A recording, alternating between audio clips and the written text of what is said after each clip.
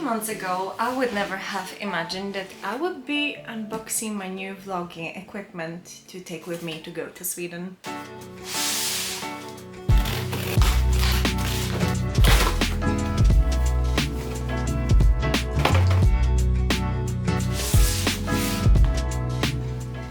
Okay, so this thing this thing helps you put your camera everywhere you want. Look at this. You can be vlogging just holding the camera like this. You can stick the camera even to the tree or just put it like this. This is why I got it for my trip. Okay. And this is just extra battery because this camera that I'm recording right now just dies after 30 minutes and I hate it.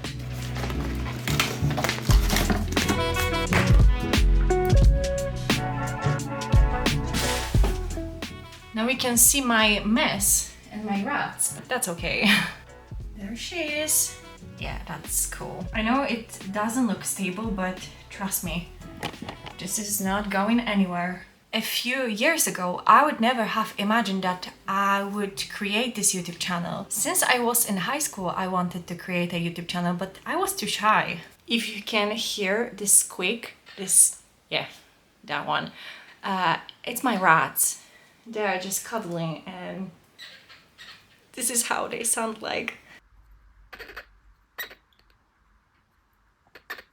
I wanted to record in English, but I thought that I would sound stupid and people would be making fun of me. In 2019, I was traveling through the United States and when I was resting in my hotel, I found a Swedish YouTuber called Jonna Jinton and she inspired me so much. I thought, wow, I would love to make YouTube videos. When I came back home from my trip to the US, I created 2 videos for myself from the trip, but I couldn't make a vlog out of it. I felt still too shy to publish it or, you know, make it like a travel vlog or something like that. But at least I came back with cool photos.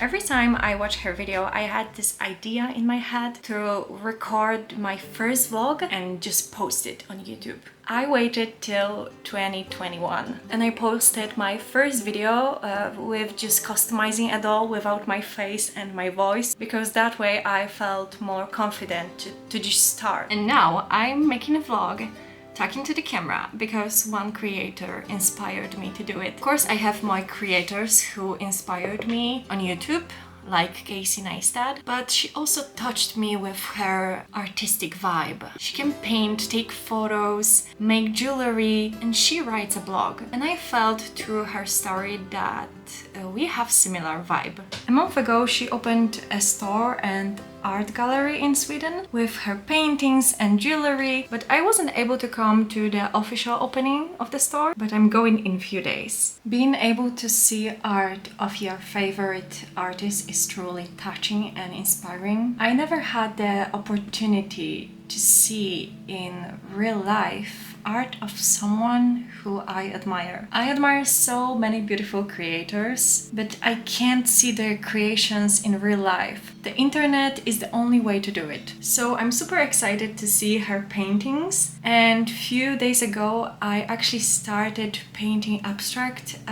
paintings, so maybe it will help me to understand how to do it better. I also love to see what inspires other artists. I love to know their story behind their art, how they came up with the idea, what made them create this piece, how the piece was made, what was used to create it, when it was created. This is my way of admiring art, by knowing the whole story and trying to figure out if I can connect to the story or if I can create my own way to connecting to that piece. Her store and art gallery is like a piece of art by itself, so I'm so excited to see it and I can't wait. I have never been in this country before, even when it's so close to mine.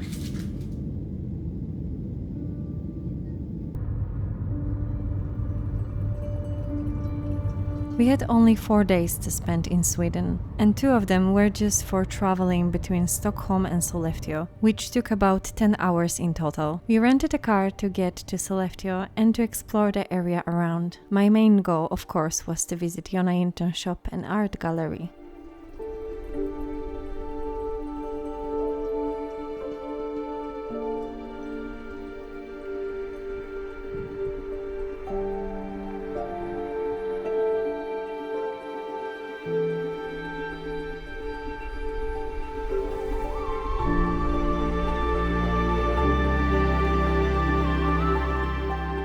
We arrived on Saturday, but by the time we got there, the shop was already closed. We weren't in a rush, we took breaks along the way to get out of the car and just admire the beautiful places we passed. Then on Sunday the shop was closed as well, so instead we went on a little trip to swim in a lake and take a walk in nature.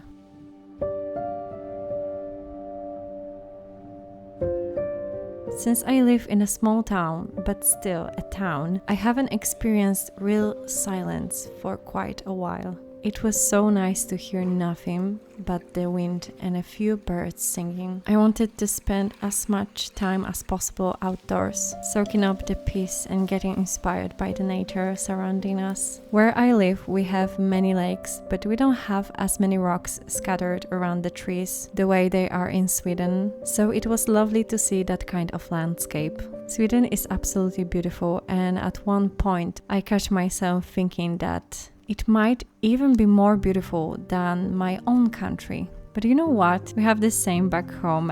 The grass is always greener on the other side. That trip actually made me want to start looking for beautiful places in my own country too. I'm not really a person who loves traveling. It usually gives me anxiety and I prefer similar places. But every now and then, it feels good to explore somewhere new. Every country has its own kind of beauty. People are a little different, food can be different, weather can be different, and nature can be different. But in the end, we are living under the same stars. Sometimes when we see the same things every day, we forget how special and beautiful they actually are, simply because we are used to them. Every tree, every flower, every rock can be something unique. There are so many places out there waiting to inspire us. On Monday, when the shop was finally open, we had the chance to visit. I was overjoyed to see the paintings in person.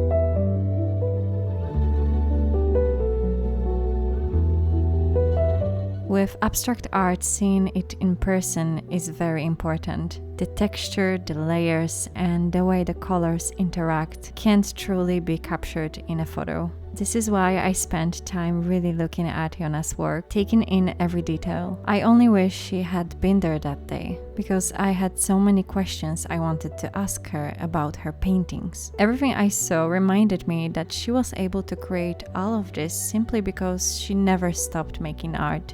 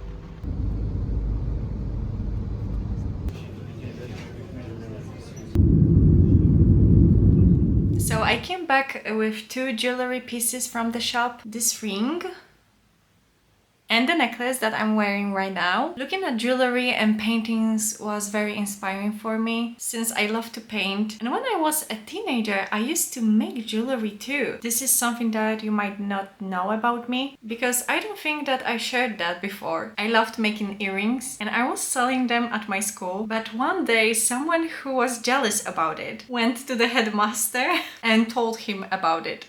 He didn't like it and he said that I couldn't sell things at school. Now it sounds silly, but I was a very sensitive child back then and I took it very personally. I decided to stop making jewelry at all because of this situation. Now I would love to learn how to make wire wrapped jewelry because I love to collect rocks and I have a special rock tumbler to make them round and smooth. I thought I could do something with these rocks. I also collected some rocks in Sweden. I wanted to take more, but I didn't have space in my suitcase. These rocks are not crystals, just regular rocks. But I think every rock is special. It's interesting to me because they are very old and they've traveled from somewhere to somewhere else at some point. If you paid attention in geographic lessons at school, you know what I'm trying to say. I'm not looking for rare rocks or crystals. I just like them all. For example, look at this one. Now it's very big, so it doesn't look like it could be a jewelry piece, but when you use rock tumbler, it gets much smaller because it has to get round. I hope you know what I mean. And I know every rock can look very beautiful when it's shiny. For example, imagine this one that is round and shiny and it's a jewelry piece. Wouldn't it be so nice? Thank you so much for keeping me company in this video. If you haven't seen Jonna's shop, I hope that my video helped you travel to this beautiful place. And if you ever will be able to see creations of your favorite artist, then you should definitely do it. It is something very special and inspiring. Thank you so much and see you in the next video. Bye bye!